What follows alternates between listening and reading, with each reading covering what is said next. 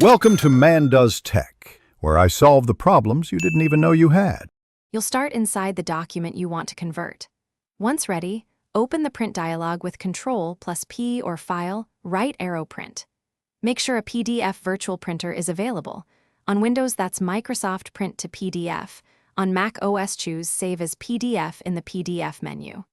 If you don't see a PDF option, pause and install or enable the system PDF printer. Now select that PDF printer as your destination, so the system will produce a PDF instead of sending to paper. Once the PDF printer is selected, configure printing details. You'll choose page range, all current page or specific pages, and set orientation and paper size to match the intended output. Make scaling or fit-to-page adjustments so content isn't cut off, and enable duplex if needed. Use the print preview pane to verify page breaks, headers, and footers. If you see issues, change margins or scaling until the preview matches what you need. This saves time and prevents repeated exports. When settings are correct, click Print or Save to produce the PDF. You'll be prompted for a file name and location.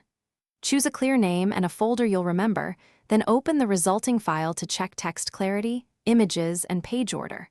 Once verified, you can attach, email, or archive the PDF. If the PDF option is missing or the output is blank, make sure the virtual PDF printer is enabled in System Printers or reinstall/update its driver. This single fix resolves most failures. Thanks for watching. If you found this helpful, don't forget to like and subscribe.